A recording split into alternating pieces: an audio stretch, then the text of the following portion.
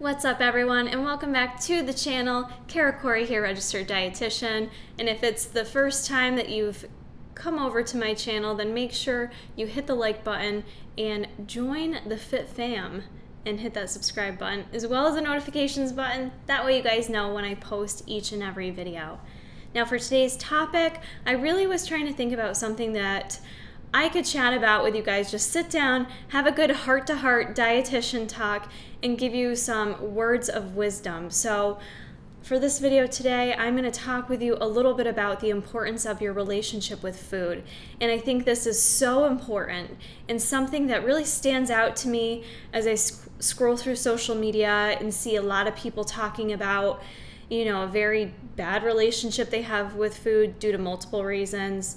It's also very pertinent right now to me as I do work with a lot of competitors and I have a lot of clients who are coming out of competition season, and that relationship with food is so crucial. You're at a very vulnerable point in time. It made me think I just wanted to do a video with you guys to kind of get you thinking about it. So the first thing I want you to ask yourself when you hear relationship with food is, how would you describe that? And really, what does that mean to you? So if you're sitting here watching this video right now, think about it. Maybe write it down, journal it if you're someone who journals, and really take a good note of how you view that relationship. Do you view it as a great relationship?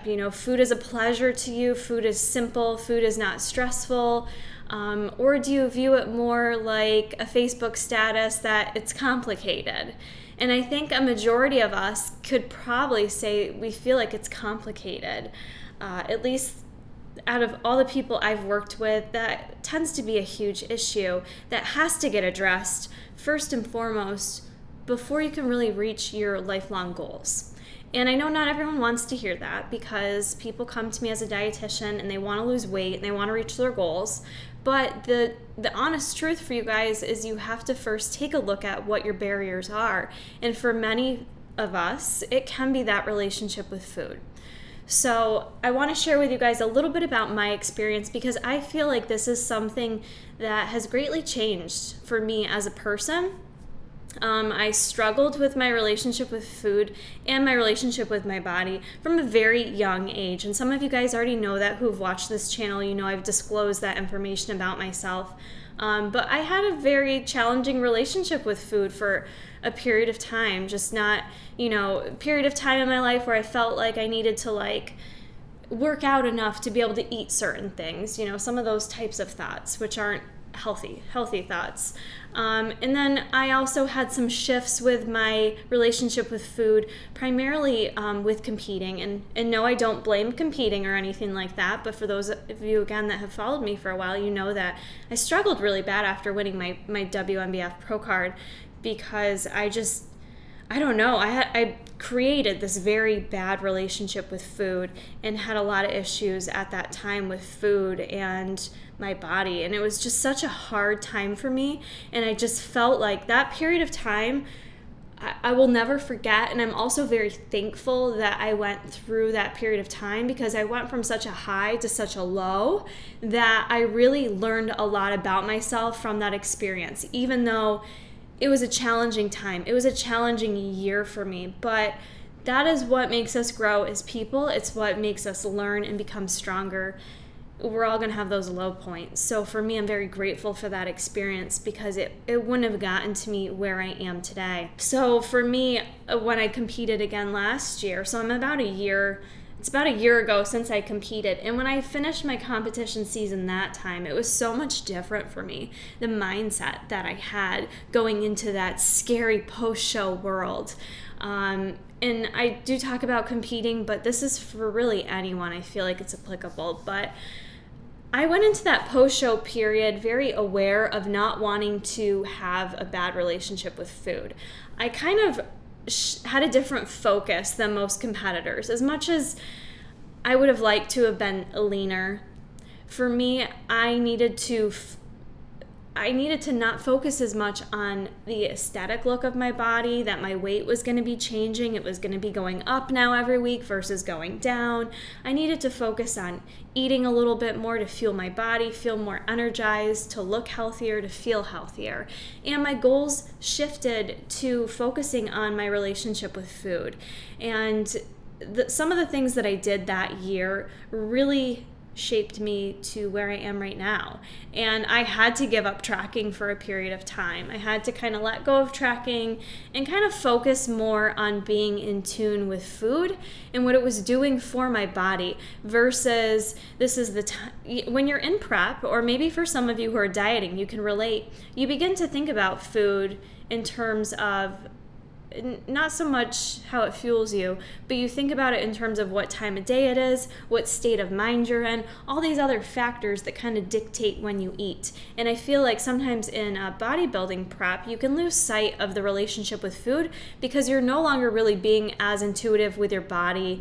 You are more so eating based on a schedule that needs to occur to get you to your goals, which is fine. But you have to have an awareness of how food's impacting you and your mindset. So that's my first tip for you guys, is think about, know what food is for you and how that impacts you. For most of us, like I just mentioned, those of us that work a tight schedule, those of us that have different demands in our life, our children or our competitions or whatever you're doing, there's so many other variables there that may dictate when you eat, how you eat, what you eat, right? So I want you to kind of think about that and think about how food just plays into your life. I know for myself, in my 9-to-5 job, a lot of times I don't necessarily get to eat when I feel like my body is ready to eat or needs to eat. You kind of eat when you're scheduled to take your lunch break, right? Or you eat when you get home for the night. Or maybe you don't eat all day long because you're at work and you're busy and you don't want to stop going. And so you wait and you eat at nighttime. So there's all those other different factors there that kind of play into food and how you incorporate it into your life. So just think about starting to create an awareness about food in your life. For more than just the calories, for more than just the macros, for more than your physique goals or the weight on the scale. Start thinking about how food makes you feel. And if you're someone that's sitting here watching this video feeling like food consumes your mind and that you're constantly thinking about food, or it's a stressor to you, maybe some would say it's an obsession, you really need to start taking more awareness for what's currently going on in your life and think about ways to fix that first and foremost. And I've been there with that. I've been there with the food obsession. That's where I was post-competition. I wouldn't even be hungry and I was obsessed with food. I felt obsessed. Like I just needed to eat everything. I needed to experience it all. And that can be a common feeling coming off such a restrictive diet for a competition. But I think a lot of people can relate to that, feeling food obsessed and feeling food stressed. And it really shouldn't be that way. And I don't have it down perfect, you guys, but I am in such a better state in my life that I was able to become more aware of how food was dictating me. So I really spent this past year paying attention to, what my state of mind was, what dictated when I chose a meal. I spent some time, really, a lot of us spend time maybe tracking our meals. You guys know I track macros, but beyond that, track why you're eating. What time of day are you eating and why? And how are you feeling before you eat? And how are you feeling after? There are so many other variables there to bring your awareness to beyond the calories and food to be able to better improve your relationship with food. With improving your relationship with food, you guys, you will better be able to meet your goals. And I truly believe that piece needs to happen first. So just start, if you feel like this is resonating with you, just start taking an awareness about what you're eating, why you're eating it, when you're eating it. I can admit, and I took the responsibility to recognize this past year what I was doing wrong. And number one, when I was stressed out, when I was tired, and when things felt out of my control at work, is when I wanted to eat something. I noticed this right away. And it was never hunger. I never felt hunger in my belly. And so I would act upon it. And, finally I became aware of that, and I said, what will happen if I just stop acting upon it? Am I going to die? Am I going to fall on the ground? Like, what is going to happen if one day I'm stressed out and I choose to not respond by eating food? What's going to happen? And what ultimately happens is you not only strengthen your relationship with food, but you feel a little bit of hunger, which is a good thing, and that's okay. I think we forget that it's okay to feel hungry in our lives. We're very fortunate in the world that most of us live in that we don't have to feel food insecure, and we don't have to worry about true levels of hunger and starvation, even though we use those terms very lightly. That's my best tip I can give you guys, is just creating a better awareness for the food that you're consuming and the why behind it. In Ayurvedic culture, the way they view food is kind of like a whole sacred practice. It not only is meant to feed the body, but it's also a practice that feeds your mind and your soul. It's like a whole spiritual practice, and I've really been trying to embrace more of that mindset this past year with my journey, thinking about not choosing food based on how it tastes or what I'm craving, and it's good to honor your cravings as well. That's all part of this, right? But really taking that mindset shift and how it's nourishing you as a whole person, how it's, energizing you, how it's leaving your mental state, how are you feeling afterwards? Are you someone that's feeling guilty after every meal? Every day of the week, are you doing something with your dietary intake that leaves you feeling guilty? That can really crush you as a person and just really make you feel down and like you're never going to reach your goals, right? So that's your first step, is creating that awareness to make better decisions that are going to nourish your entire body, your mind, and your soul. And I truly believe that can be helpful for you guys. The next thing that I already kind of touched upon, but I want to mention it again as a tip with building your relationship with food, is that it's okay to be hungry sometimes. And I know that sounds like a simple thing, but again, I will disclose from my own personal experience. I live it takes me about 45 minutes to drive from work home at night after work. And sometimes, depending on what meals I pack to work, I feel like I honestly have these thoughts of like, am I going to make it home? Like, am I going to be able to make it home without eating again? Which I feel like is just ridiculous to even say. Like, I have a 45-minute drive home. Like, some people are in countries where they don't even eat days upon days. How crazy is this concept? But that is where that Kara's thinking, and I just said I'm talking in the third person, that's really awkward, but that's where you're making decisions based on a state of mind versus your body and what your body is actually telling you. It is okay to be hungry. It's okay you should feel hungry. There should be days where you feel some hunger. It's okay. I don't know how else to tell people this, especially sometimes with competitors that I work with too. It's like, you're going to be hungry. Like, if you go into a bodybuilding show and you think you're never going to be hungry, regardless of what coach you choose to work with, you are kidding yourself, okay? Even to maintain your weight, you may have to feel a level of hunger. And you know what? Sometimes it feels like, well, shit, that ain't fair, okay? I'm not even losing weight and I'm sitting here feeling hungry. That's not right. But honor your body and actually allow yourself to digest your food. If you haven't eaten in a while, think of it this way. If you allow yourself to feel a little hungry, if I allow myself to make the drive home from work and have dinner when I get home versus, grabbing something out of the vending machine, for instance, I'm allowing my digestive system to actually strengthen itself by allowing it to not necessarily fast, but continue to finish digesting whatever I ate my last meal. And so I'm not only strengthening my digestive system, but I'm strengthening my mind. And a lot of times that relationship with food, it comes down to some of the mental strength and using that front lobe of your brain to make conscious decisions to eat and not eat and actually really think about it, which is hard sometimes. It sounds foolish, some of these things I'm saying, right? But hopefully you guys can relate and get something out of this talk. Now, the other thing I want to talk about too, in terms of improving your relationship with food, a couple things that have really helped me this past year are, number one, kind of being in love with cooking a bit more and finding a way to enjoy the process of making your food. And again, that makes a world of a difference for me. I feel like if I didn't have to work at a hospital, if I worked from home, and I could be wrong, but on the weekends, I enjoy so much cooking my meals, making my food, being able to have my entire kitchen at my disposal and choose what I'm going to eat and put together. And when I take the time to do that, to make food for myself, and really, I get enjoyment out of making it look pretty on my plate because I take pictures for the Instagrams. I've always enjoyed those things. I'm a foodie. But I have such a better appreciation for the food while I'm eating it. The enjoyment factor there is so much higher. My respect for my food, my respect for what I'm nourishing my body with, it's just on a different level than if I was driving home and went through a Burger King.